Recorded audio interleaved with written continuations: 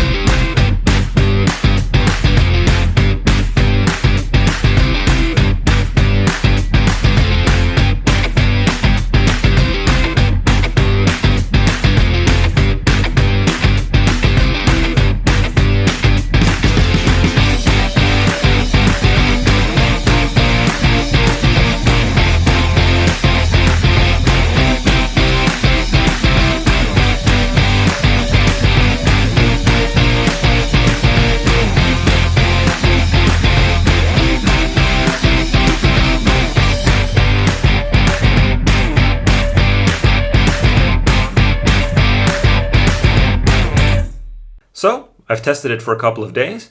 There's a few things I like and there's a few things I don't like. So first off, they've changed the housing, which is quite nice. It's got a nice sort of rubbery covering all around on the case. It's not like the hard plastic on the GoPro 6. It's a lot nicer to hold in the hand. Although if you're using it in the cage, you won't really notice a big difference. It still uses the same batteries as the GoPro 6, so it has more or less the same battery life, which wasn't that good to start out with, but it's all right. So GoPro have changed the user interface. I personally don't think it's a big improvement. They've done a few things which are not really intuitive. For example, if you want to review your videos, you now have to actually swipe up from the bottom of the screen. There's actually nothing telling you that you can do that. And then it automatically starts playing the video you've just shot. On the GoPro 6, that was a lot better. You actually had a little symbol on the left side of the screen showing you that this was where you could review your videos. It would show you the list of videos that had been shot, and you could look at it that way. That, to my opinion, that is a lot more intuitive than actually having an invisible option at the bottom of the interface. The interface is now in color. Again, it's a small change, which I don't think was needed. I think it actually probably wastes battery power. Another weird thing they've done, which in my opinion makes zero sense, is that now when you get the camera, the default mode it is set in is a 4:3 aspect ratio. Now, this is weird because you don't normally shoot in 4:3 anymore. Everything is 16:9 widescreen. And in this mode, hyper smooth stabilization doesn't work on most of the modes. In 4K, doesn't work. In 2.7K, it only works at, I think, 24p. There is no full HD in this mode. It's 1440, which again is something we don't really use or shoot in. So you actually have to change it to 16:9 first, and then you get all your options. I was really confused when I turned on the camera the first time because I was like, wait, why is Hypersmooth not working? Oh wait, why is it on 4:3? And that is really weird as having that as a default mode, because most people, if they have no idea about cameras, will have no idea what's going on.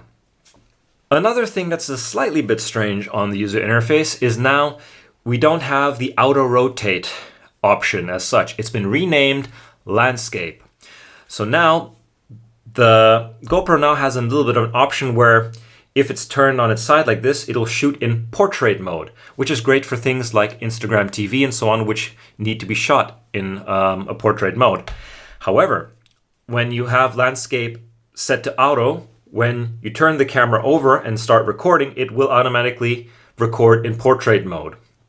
That means your footage will be turned 90 degrees. So if you're using, like me, you're using the remote and in a line mount, and if the camera is slightly off center and you start recording, it will record the footage in portrait mode, even if you don't want it to. The only modes you can choose now on this landscape option is auto, which means when you turn it, it rotates everything. That's sort of your standard option. Then there's landscape up and then landscape down. Now, I would have liked to have an option which allows you to turn the portrait mode off. So it would have only record in landscape up or down. So now if you're using a line mount or having the camera mounted in your kite, you have to make sure that you're flying the kite on the side of the window so the camera is upright. Again, this depends on your mount, but on the Yugo mount I use, that the camera is on the side, then press record. Or else you're going to have a big surprise and you're going to have a lot of portrait footage if you start recording with the kite over your head, for example. One thing I actually did notice of an improvement was that the Wi-Fi remote seemed to work better with the GoPro 7.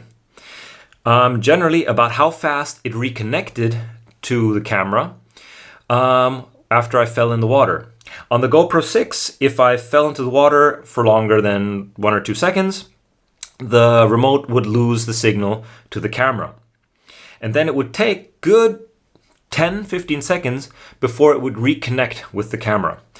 The GoPro 7, however, with the same remote, would reconnect pretty much after 2 or 3 seconds. So a lot faster, which is a lot more useful to me than it was on the GoPro 6. So that is definitely a good improvement. So let's start getting into how this camera works. The Hypersmooth is a great thing.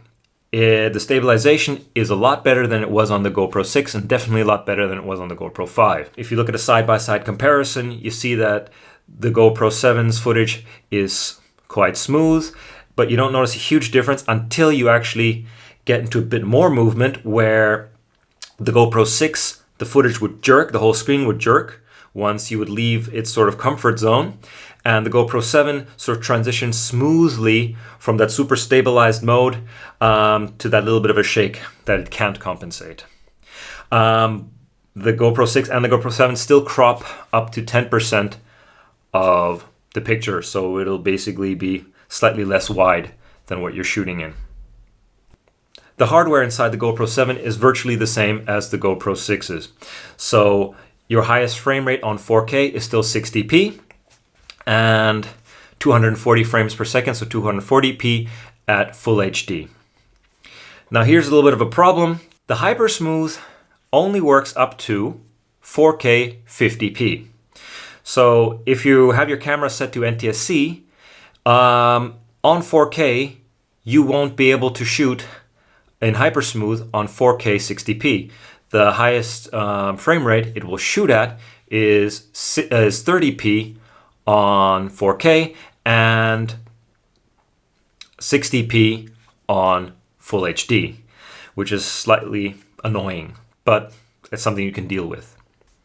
The picture quality isn't that much different.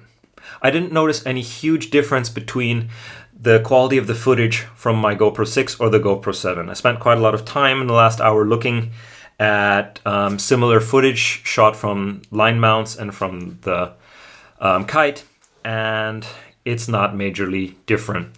It can be that the color is slightly better on the GoPro 7, but that also can come down to the fact that I might have had a little bit more sunlight out when I was shooting with the GoPro 7.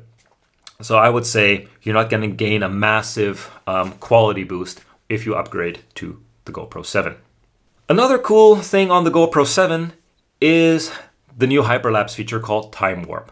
It sort of combines the time-lapse feature you already had on the GoPro 6 together with the hyper smooth stabilization, which gives you this really nice time lapse while you're moving. So you can run around and shoot a time lapse, especially when shooting from the car or sort of walking along the beach. You get this quite nice time lapse without having to do any extra work. On the GoPro 6, I had to shoot a normal time lapse and then stabilize it later to get that sort of hyperlapse effect. So that's something really cool on the GoPro 7 that they've actually managed to execute really well. So, do you need to upgrade your GoPro 6 to a GoPro 7? In my opinion, only if you want those few extra features like the stabilization and those hyperlapse features. I personally wouldn't have upgraded from my GoPro 6 because all the things that the camera does now, I used to be able to do in post-editing on my computer. The reason I bought the GoPro 7 was because my GoPro 6 is lost somewhere at the bottom of the ocean. Otherwise, I personally wouldn't have seen the need to upgrade. However, I do have to say that GoPro have finally done something smart, whereas the GoPro 7 costs half as much as the GoPro 6 did when it came out. So they've at least normalized the price on that, because I really thought the GoPro 6 was majorly overpriced when it was released. If you have a GoPro 6 and you do all your stabilization, color correction, time lapses and so on in post, then you won't get a major upgrade with the GoPro 7. There's a few things on there again, like the new user interface and so on, which I think get in the way more than helping. So it's not all good. Well, that was my short review of the GoPro 7. If you liked the video, please give us a thumbs up, subscribe to the channel, and mash that notification bell if you want to get notified every time we release a new video. Thanks for watching. Rock on. See you on the water.